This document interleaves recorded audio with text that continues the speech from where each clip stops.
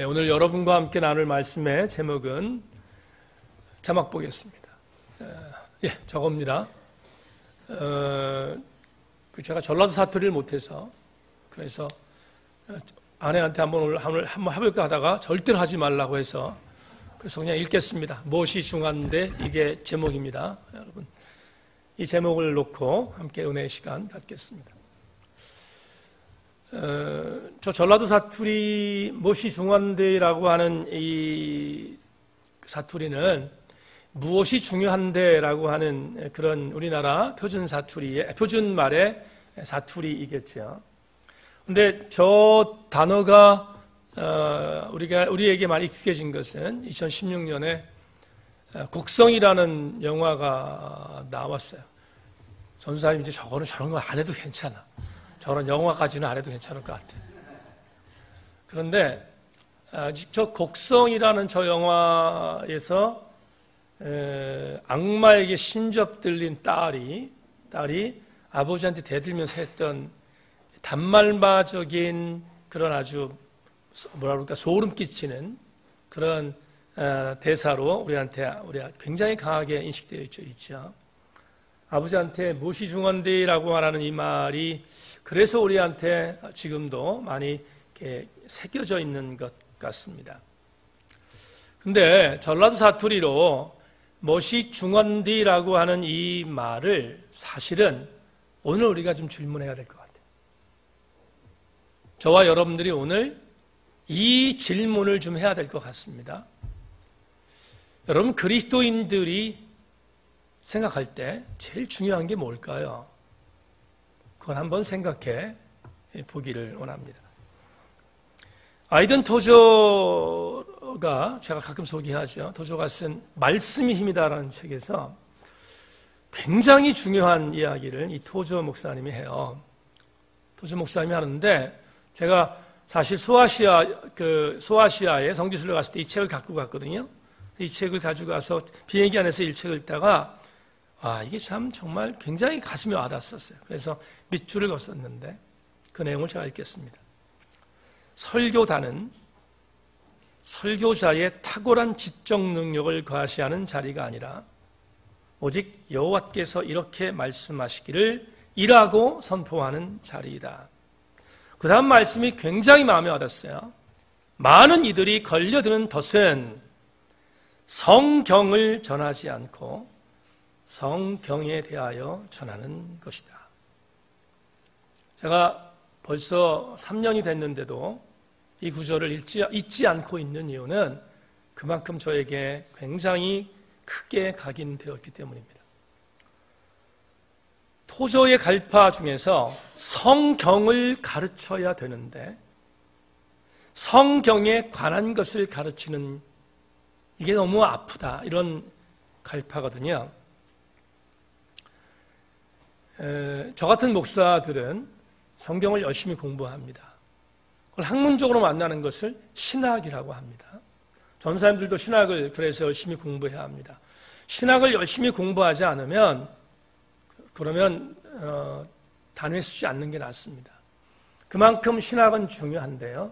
그런데 신학이라는 게 뭔가 그럴 때 신학은 성경에 관한 것도 배우는 것이고 성경도 배우는 것입니다. 그게 신학이에요. 이걸 부인하지 않습니다. 그런데 현장에 나와서 성경에 관한 것도 배우고 성경도 배우지만 현장에서 전하는 것은 한 가지여야 합니다. 뭐냐면 성경입니다. 성경에 관한 것을 전하는 것은 목회자가 하는 일이 아니에요. 여러분들이 기억해야 할 일들 중에 하나가 있는데 여러분들도 단위에서 성경에 관한 것을 메시지로 증거하면 그걸 여러분 귀담아 들어서는 안 돼요. 성경을 귀담아 들어야지. 다 같이 아멘. 지난 수요일 날 나오신 분들은 그 영상을 좀 보셨잖아요. 2001년 9월 11일 날 쌍둥이 빌딩이 뉴욕에 있는 맨하탄에 있는 세계 무역센터 건물이 오사마 빈 라덴의 부하들에 의해서 무너졌습니다. 그래서 그 무너질 때 소방관들이 그 근처에 가서 무너져 내리고 있는 수많은 사람들에게 외쳤던 게 뭐냐면 할 수 있는 대로 건물에서 멀리 도망가라는 것이었어요. 근데 그 뉴욕에 있는 교회 중에 하나가 아주 굉장히 건강한 교회 중에 하나가 타임스퀘어 처치인데 담임 목사 카터 콜론이 그 소방관들이 멀리 떠나라. 갈 수 있으면 이 건물에서 멀리 떠나라는 것을 패러디해서 그래서 했던 거를 지난번 영상에 보지 않았습니까? 근데 전체가 있지만 제가 가장 뜨겁게 와닿던 것은 이런 거였어요. 번영, 부, 성공에 집중하는 복음으로부터 도망하라는 거였고요. 그리고 예수 그리스도가 아니라 사람이 영광을 받는 교회에서 도망하라는 것이었고요. 십자가가 없는 신학에서 죄로부터 회개함이 없는 곳에서부터 도망하라는 것이었고요. 보혈이 선포되지 않는 교회에서 도망하라는 것이었고요. 그리고 죄가 편안하게 느껴지는 교회에서 도망하라. 이게 굉장히 저한테 가슴에 와 닿았었어요.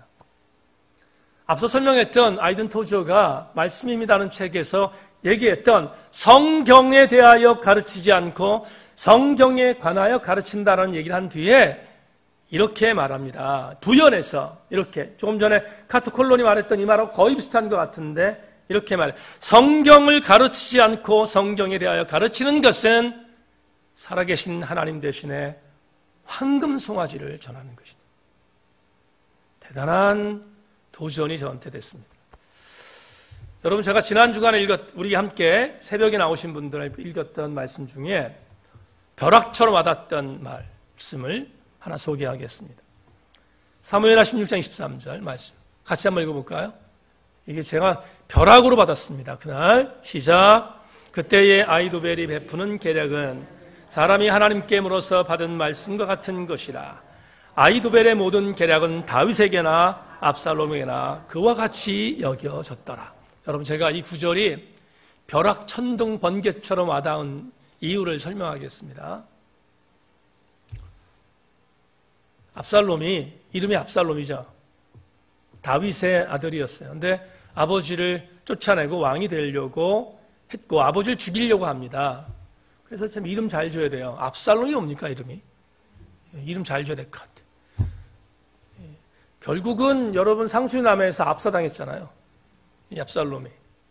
근데 말입니다. 이 압살롬이 아버지를 배신해서 아버지를 쫓아냈어요. 근데 아직까지 아버지 살아계십니다. 근데 이 압살롬에게는 아히도벨이라고 하는 아주 나쁜 모사가 한 명 있었어요. 참모지요? 참모가 한 명 있는데 아히도벨이 압살롬에게 와서 이렇게 말합니다. 왕이여, 아버지의 잔존 세력을 죽여버리고 아버지도 죽여야 되고 그리고 등 돌린 여론도 돌아오게 합니다. 여론도, 민심이죠. 민심도 돌아와야 한다 하는 걸 얘기하면서 그러기 위해서 아버지가 완전히 이제 끝났다는 것을 보여주는 한 가지 계략을 알려드리겠습니다. 이렇게 얘기를 하고 압살롬에게 말합니다. 아버지가 도망갈 때 남겨뒀던 후궁들이 있는데 후궁들을 왕이 차지해야 합니다.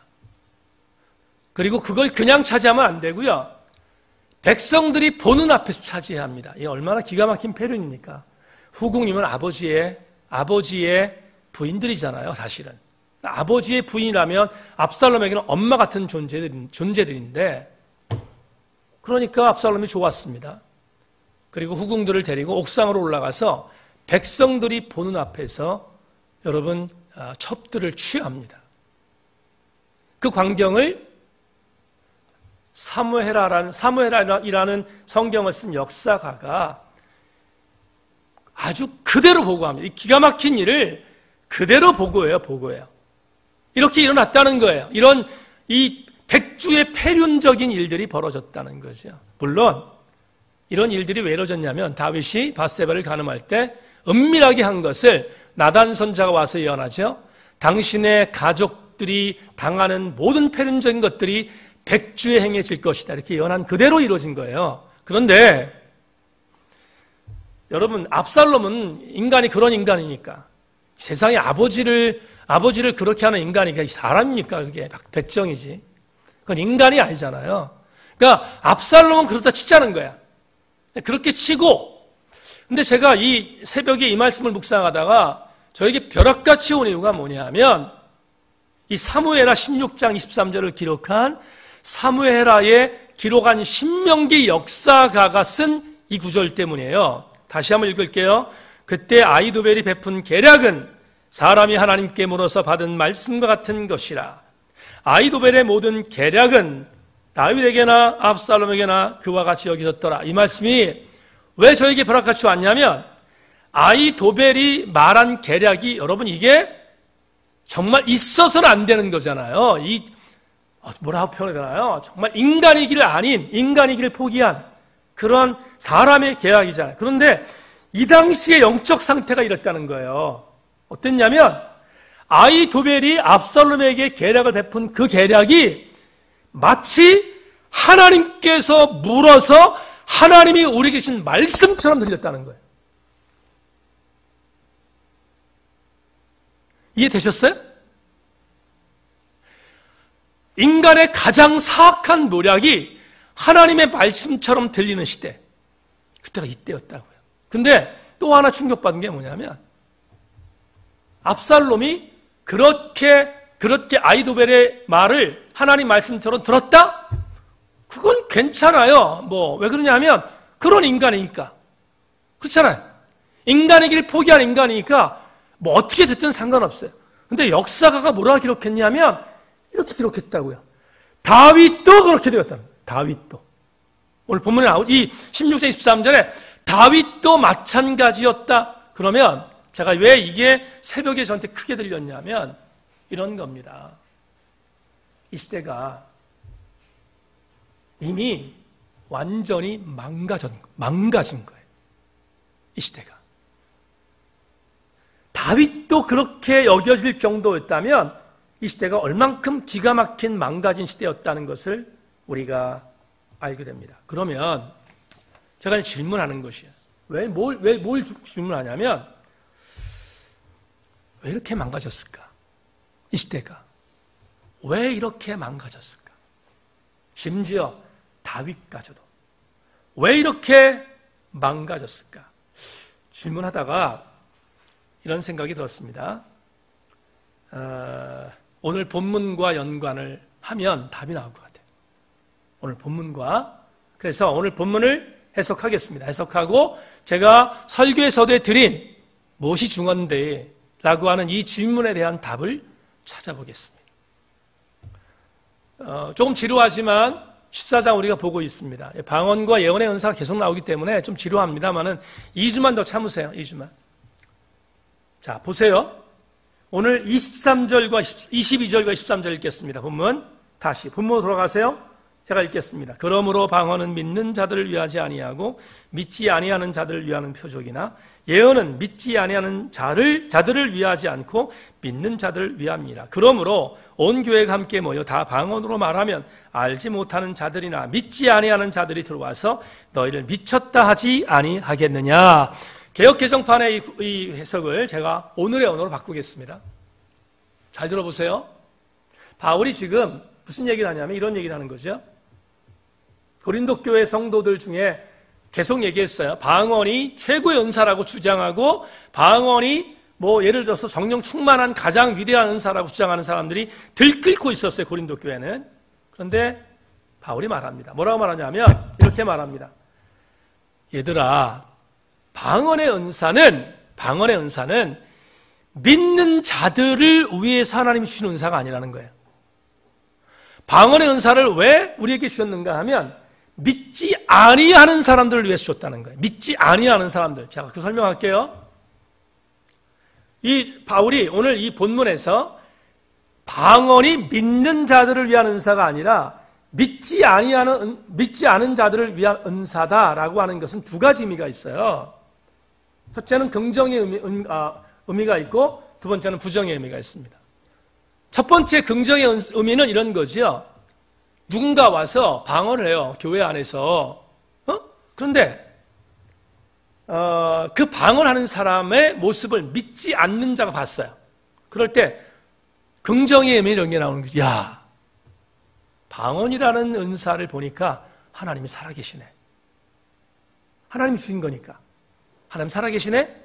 그런 느낌으로 믿지 아니하는 자들에게 방언은 표적일 수 있다. 라는 것을 사도 바울이 말해요. 이해됩니까? 이해됩니까? 아멘입니까? 네, 반대의 급부도 있어요. 뭐냐 하면 이런 거죠. 믿지 않는 자가 방언하는 거 봤어요. 보면서 어떤 생각이 들었는가 하면 저 미친놈 아니야? 그럴 수 있단 말이죠. 그렇죠? 미친놈 아니야? 알아듣지 못한 언어를 하니까. 아주 오래전에 지금 일부 예배를 드리는 최준 집사님이 어떤 교회를 나갔대요. 어떤 교회를 나갔는데 새벽에 나갔다고 내가 들은 것 같아요. 근데 우리 최 집사님도 방언을 이렇게 하는데 거기는 그 장로교회에 아주 오래전에 장로교회로 만들어진 교회예요. 장로교회 총동회라고 하는데 그 교회 신자들이 우리 최 집사님이 기도하는 걸 보면서 다 이렇게 쳐다보는 느낌이 있어가지고 순간 오싹했다 이렇게 제가 들은 기억이 있어요. 믿는 자들도 그런데 하물며 믿지 않은 사람들이 보면 방언하는 사람들 보면 좋은 의미에서는 그런 의미로 볼 수 있어요. 아, 하나님 살아계시네. 그래서 우리가 알지 못하는 언어를 주시니까 하나님 살아계시 이렇게 판단할 수 있겠지만 또 하나는 우와, 저 미쳤나? 이렇게 말할 수 있다는 거. 이게 오늘 바울이 얘기하는 거죠. 바울이 얘기하는 거죠. 근데 예언은 말입니다. 예언은 오늘 본문에서 뭐라고 말하는 건지, 예언은 좀 이따 얘기합시다. 제가 예언은 좀 이따 얘기하고 방언 이야기를 하니까 생각이 난 게 있어요. 제가 진해교회에서 목회할 때였어요. 근데 진해교회 부임한 지 얼마 안 돼서요. 한 6, 7개월 지났나? 기억이 생생한데. 진해에서 굉장히 똑똑한 지적인 그룹에서 활동하는 한 분이 교회를 왔어요.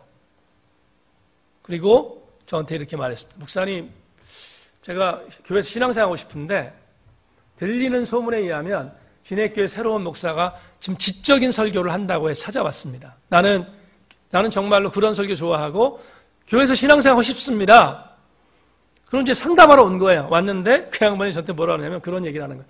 목사님 설교를 그렇게 소문이 나서 왔고 나는 진해교회에서 신앙생활하고 싶은데 한 가지 확인하고 싶은 게 있습니다. 그러길래 뭡니까? 그랬더니 그래요. 제가 여러 교회를 가봤는데 여러 교회에서 왔다따따따따따따 이러는 거를 봤다는 거예요. 왔다따따따따따 이런 걸 봤다는 거예요. 근데 그걸 보는 순간 5만 정이 다 떨어졌다는 거예요. 5만 정이. 교회에서 신앙생활하고 싶은데 왔다따따따따 이게 보니까 이게 완전히 미친놈들의 어떤 집단이지 이건 교회라는 생각이 안 들다는 거예요. 그러면서 확인하러 왔는데 목사님 왔다따따따를 어떻게 생각하십니까? 이렇게 물어보는 거예요. 저한테. 그래서 제가 이걸 어떻게 얘기를 해야 되지? 그 영혼을 붙잡으려면 거짓말해야 될 것 같고 그런 생각이 들었어요. 근데 하나님께 솔직하자. 그런 생각이 들어서 그분한테 그랬어요. 형제님 왔다따따따따를 하는 사람은 본인이 왔다따따따따를 하고 싶어서가 아니라 언어를 잘 모를 테니까 성령이라고 하는 그분께서 왔다따따따따를 하게 만드셔서 한국말 참 어려워. 왔다따따따따를 안 할 수 없게 돼서 그렇게 하는 겁니다. 이렇게 얘기했어요. 그랬더니 이분이 그 다음 주부터 저희 교회를 안 나왔어요. 저는 그분이 지적인 부분을 충당하고 싶어서 하는 분이라는 걸 알고 있는데 그분을 붙들려고 하면 방언 그거는 조금 문제가 이렇게 얘기해야 되는데 그렇게 얘기할 수 없잖아요. 제가 방언을 폐할 수 있는 사람은 아니니까. 그럴 수는 없잖아요. 근데 제가 이 얘기를 드린 이유가 뭐냐면 지금 오늘 본문에 있는 말을 그대로 말한다면 얼마든지 그럴 수 있다는 거예요.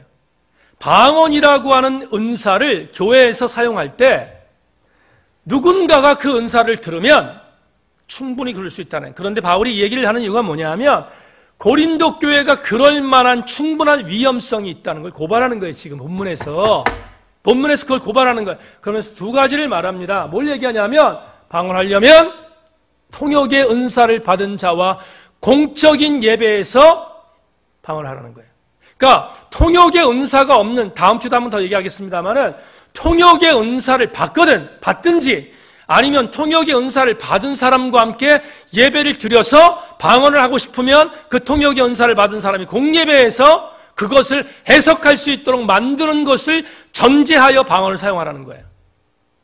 그렇지 않으면 여러분 고린도 교회는 특수성이 있었으니까 오늘의 교회와 좀 비교하면 좀 그렇습니다만은 특수성이 있으니까 그러지 않으려면 고린도 교회의 공예배에서 방언을 금하라는 것을 강조하고 있어요. 반면 예언은 24절과 25절에 이렇게 기록되어 있습니다. 여러분 24절 25절 제가 읽겠습니다. 그러나 다 예언을 하면 믿지 않은 자들이나 알지 못하는 자들이 들어와서 모든 사람에게 책망을 들으며 모든 사람에게 판단을 받고 그 마음에 숨은 일들이 드러나게 되므로 엎드려 하나님께 경배하며 하나님이 참으로 너희 가운데 계신다 전파하리라. 여러분 예언에 대해서는 바울이 굉장히 권고합니다. 세 가지 유익이 있다고 말하고 있어요. 이 24절과 25절을 보면 방언과는 완전히 다르게 예언은 세 가지의 유익이 있다는 거예요. 뭐냐면 첫째, 예언을 통하여 내가 책망받은 많은 일이 있는지를 깨닫게 되는 것. 두 번째, 공동체에 있는 여타 사람들에게 내가 올바른 신앙을 가고 있는지에 대하여 판단받고 만약에 잘못 가면 그걸 교정할 수 있는 기회를 예언이 준다는 거예요. 예언을 준다. 세 번째, 마음에 하나님을 향하지 못하는 것까지 드러나게 해주므로 하나님께 진정으로 엎드리게 해주는, 그래서 하나님께 경배하게 하는 아름다운 은사가 예언이다. 그게 24절과 25절에 있어요. 그러니까 바울은 예언을 많이 사용하라고 권고하고 있습니다. 그런데 여러분에게 한 가지 조심할 게 있다 생각이 들어요. 뭐냐 하면 방언도 마찬가지지만 예언도 고린도 교회의 상황과 우리 21세기의 세인교회 상황과 그대로 완전히 100% 다 적용하는 것은 무리가 있습니다. 왜 무리가 있냐면 예언, 바울이 극찬했지만 오늘날 한국교회에 행해지는 예언, 저는 굉장히 부정적입니다. 제가 이 12장을 공부하면서 14장을 공부하면서 예언은 분명한 차이가 있다고 했습니다. 예언은 앞에 있는 것을 내다보는 것이 아니라 주님께서 나에게 말씀해 주신 것을 대신 말하는 거라고 했습니다. 전제가 내가 뭔가를 만들어서 말하는 예언은 전부가 거짓이라고 했습니다. 하나님께 내가 받은 바 말씀을 대신 전하는 것만이 예언이라고 했습니다. 그런데 대다수의 한국교회가 하나님께 받은 말씀을 전하는 예언이 아니라 본인이 주관적으로 생각하여 전하는 예언이 한국교회를 휩쓸고 있어요. 그래서 고린도교회 예언과 한국교회 예언은 같이 적용할 수 없습니다. 예를 들자면 저는 목회를 30년째 하고 있기 때문에 굉장히 많이 봤습니다. 정말로 너무너무 많이 봤습니다. 여러분 한국교회에서 행해지는 대다수의 예언들은 신학적이지 않습니다. 그래서 성경적으로 제가 적용한다면 이런 겁니다. 어떤 거냐면 에베소 지역에 시몬이 있었죠. 그런데 에베소 지역에 사도 바울의 일행들이 와서 안수하니까 성령이 강력하게 임했습니다. 그러자 그걸 보고 있던 시몬이 그걸 살려고 합니다. 돈을 주고. 왜냐하면 바울이 하고 있는 저것을 보면 저것을 나도 할 수 있다면 돈 벌 수 있으니까. 그래서 여러분 영어 성경에 사이모니즘이라는 말이 있어요. 시몬이라는 말을 만드는 사이모니즘이라는 게 있는데 그게 뭐냐면 그게 여러분 성직주의예요. 사이모니즘이 성직주의라고. 돈 가지고 성직을 사서 뭔가를 행하려고 하는 아주 나쁜 일. 그걸 사이모니즘이라고 합니다. 근데 사이모니즘의 폐역이 뭐냐? 여러분 성령을 만드는 거지요. 대단히 위험스러운 일입니다. 그런데 한국교회에 사이모니즘의 흔적들이 많이 보이고 있다는 것은 참사입니다. 또 한 가지 발람이 나옵니다. 발람이 여러분 발락에게 유혹을 당하잖아요. 모압 왕 발락에게 돈을 받고 이스라엘을 저주하라고 합니다. 그런데 하나님이 막으셨어요.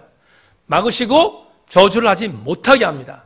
문제는 뭐냐 하면 돈을 받고 하나님이 원하지 않는 것을 말하게 하는 것을 행하는 것이 한국교회에 굉장히 많습니다. 너무 많습니다. 아모스가 공의와 정의를 선포했습니다.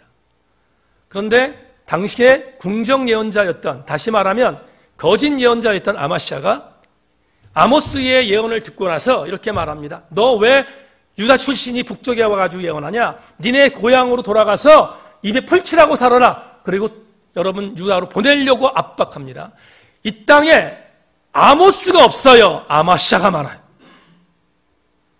아모스 예언자가 들끓어야 한국교가 살 텐데 아모스는 별로 보이지 않고 거짓 예언자들 아마시아가 수두룩합니다. 한국교 현실입니다. 여호사밧 시대에 우리가 잘 아는 것처럼 여러분 아합과 여호사밧이 연대해서 전쟁을 나갑니다. 그런데 전쟁에 나가서 승리할 것을 믿고 나가는 예언을 듣고 싶었는데 여호사밧에게 승리의 예언을 해주는 북왕국 이스라엘 예언자가 없었어요. 전부 다 나가면 이깁니다. 이것만 얘기하는 거예요. 그래서 여호사밧이 굉장히 마음속에 이게 정말 맞는가 하는 생각이 들어서 그래서 고통 속에 있었습니다. 그런데 말입니다. 한 사람이 있다는 이야기를 듣고 한 사람이 아합이 항상 뭔가를 하려고 하면 부정적인 예언을 하는 사람이 있다고 하는 얘기를 듣고 여호사밧이 그 사람을 데려오라는 거예요. 그 사람이 바로 미가야입니다. 그런데 미가야가 예언을 합니다. 이 전쟁 나가면 집니다. 이 전쟁 나가면 죽을 거라는 거예요. 그러니까 아합이 그거 보세요. 이 사람은 나한테 정말로 매번 나쁜 예언만 하지 않습니까? 여러분 분위기가 굉장히 살벌해졌습니다. 그러자 궁정 예언자였던 시드기야가 갑자기 나와서 미가의 뺨을 칩니다. 여기가 어딘지 알고 까부느냐는 거예요. 여기는 궁정 예언자들이 살고 있는 곳이라는 거예요. 근데 네가 감히 왕에게 이런 부정적인 예언을 해? 그리고 뺨을 때리는 일들이 성경에 나와요. 그런데 말입니다. 미가가 말합니다. 시드기야, 너는 거짓 예언을 함으로 너의 일족이 멸망할 것이라. 근데 성경은 미가야의 손을 들잖아요. 아합이 전사예요. 아합이 죽는다고요. 미가의 예언이 맞는다고요. 무슨 얘기하려고 하냐면 지금 한국교회에 미가야의 예언이 있어야 하는데 미가의 예언이 없는 게 아니라 도리어 시드기야의 예언들이 판을 치고 있다고요. 그게 한국교회의 현실입니다. 이 말씀을 강조합니다. 여러분 잘 들으세요. 지난주에 우리가 말씀 사경을 하면서 복음에서 비껴가지 말자고 했습니다. 복음에서 흔들리지 말자고 했습니다. 그런데 복음에서 흔들리는 것들은 대부분 어디에서 일어나는가? 지금 얘기했던 것처럼 변질된 예언 때문입니다. 앞에 설교한 얘기를 그대로 한다면 뭐냐 하면 성경에 대하여 예언하는 것이 아니라 성경에 관하여 말하기 때문입니다. 그렇다면 오늘 여러분과 함께 말씀을 마무리하면서 방언과 예언에 대한 이 비교를 하면서 바울이 고린도 교회에 했던 이 말씀을 오늘 이렇게 한번 답하면 어떨까 생각이 들었습니다. 사도 바울이 오늘 본문에서 방언과 예언을 선포하는 것은 단순히 방언과 예언에 대한 차이를 말하거나 어떤 은사가 더 중요한 것을 얘기하기 위해서 오늘 본문에서 그 얘기를 하는 것이 아니에요. 이 질문, 그러면 무엇이 중요한가? 우리 그리스도인들에게서 오늘날 이 본문을 통하여 무엇이 중요한가에 대한 답을 주기 위하여 이 말씀을 증거하고 있는 거예요. 답이 이렇습니다. 자막 보죠. 오늘 여러분 주일에 여러분이 드리고자 하는 메시지는 방언과 예언의 문제가 아니에요. 방언과 예언의 문제가 아니라 이것입니다. 예배를 통하여 은혜를 방해하는 일체의 것들을 맞서 싸우라는 것입니다. 그걸 경계하라는 것입니다. 그게 방언이든 예언이든 예배를 방해한 것이라면 반드시 싸워 이기라는 것입니다. 여러분 마지막 구절을 봅시다. 20절, 21절 제가 읽겠습니다. 20절과 21절 보면 형제들아 지혜는 아이가 되지 말고 악에는 어린아이가 되라. 지혜는 장성한 사람이 되라. 율법에 기록된 바 주께서 이르시되 내가 다른 방언을 말하는 자와 다른 입술로 이 백성에게 말할지라도 그들이 여전히 듣지 아니하리라 하였으니 이 구절에서 저에게 오는 감동이 있어요. 악에게는 어린아이가 되고 지혜에는 어린아이가 되지 말라고 했습니다. 그러면 왜 갑자기 이 말을 했는가? 당연하지요. 방언과 예언을 통하여 고린도 교회에 행행하고 있는 은사 중에서 내 방언이 최고야, 내 방언 말고는 다른 사람은 인정하지 않아 라고 말하는 어리석은 어린아이처럼 살지 말고 은사에 대한 부분에 있어서 예언의 은사처럼, 예언에서 본문에 있는 예언처럼 예언은 많은 사람에게 도움을 줄 것인데 그 도움을 주는 예언을 사모하는 것이 바로 지혜로운 자의 삶이 된다는 것을 강조하기 위하여 20절과 21절을 전한 거예요. 그렇다면 이걸 오늘의 언어로 바꾸면 이것입니다. 뭘까요? 조금 전에 얘기했습니다. 방언과 예언에 대하여 말하는 것이 아니라 고린도 교회의 예배를 방해하는 일체의 것들과 맞서 싸우라는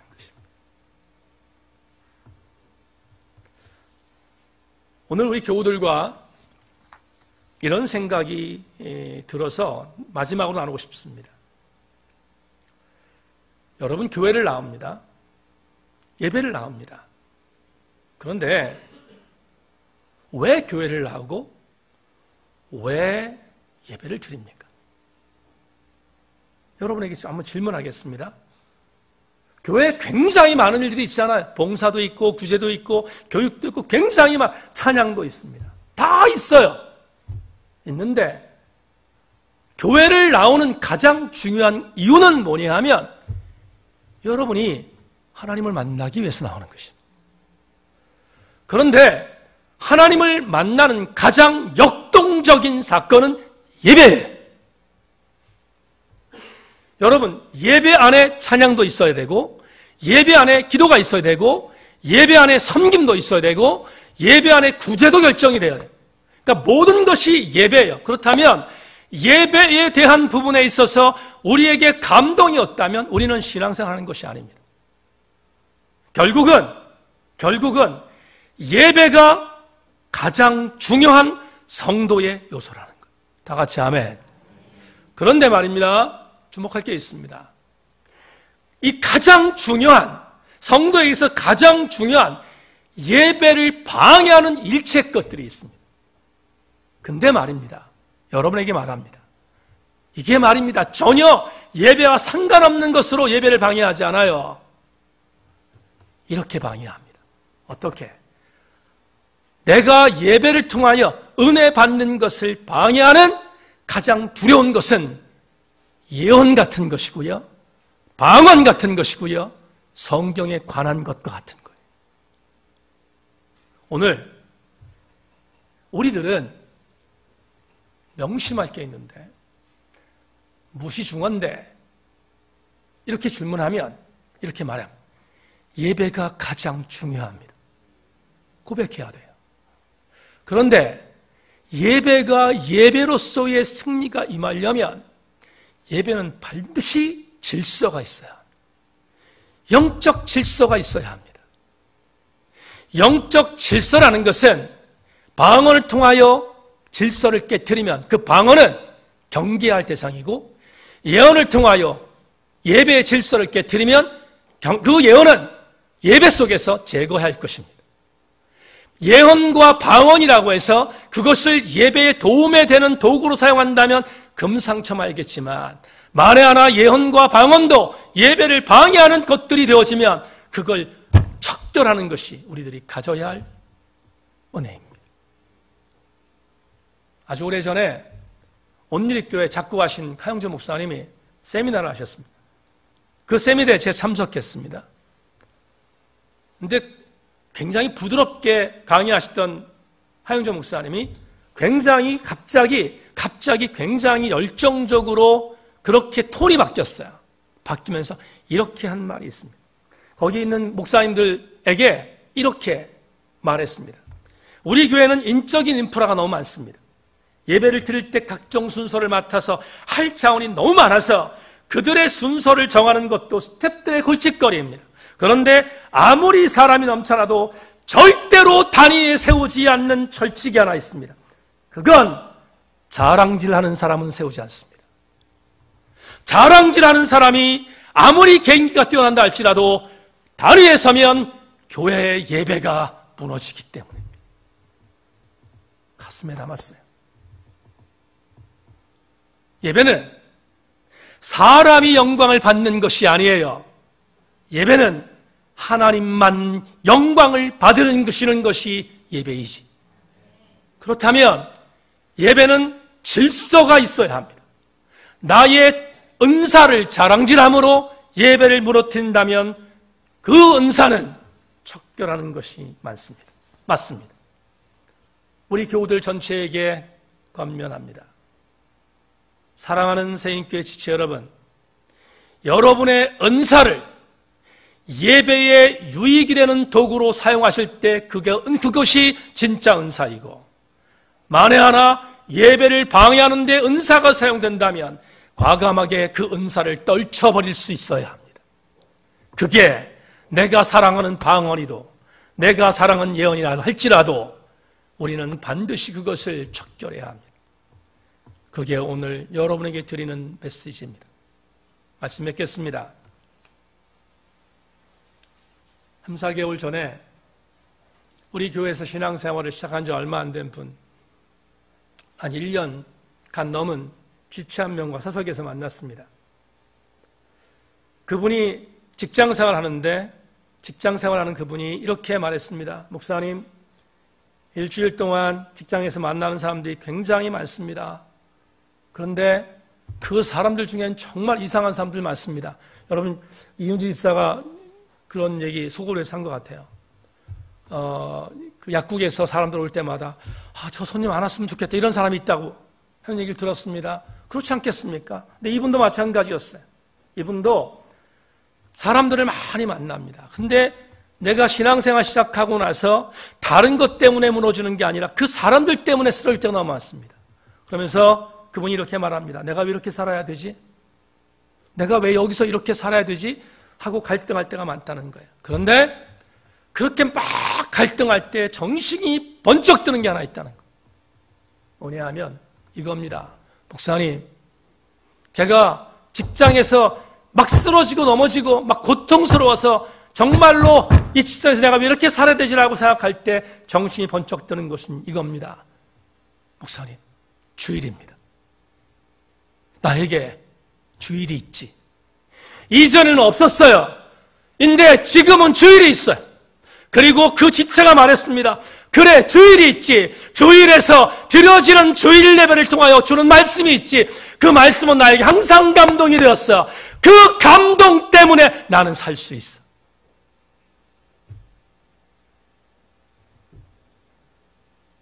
난 여러분들이 전부 그렇게 되기를 원합니다. 여러분 모두가 예배를 통하여 주어지는 영적인 감동을 받고 그 감동으로 승리하는 일주일의 삶이 되기를 소망합니다. 무엇이 중요한데? 뭐긴 뭐예요? 승리는 예배입니다. 오늘 우리 교우들 모두와 함께 예배의 승리가 임할 수 있기를 주님의 이름으로 축원합니다.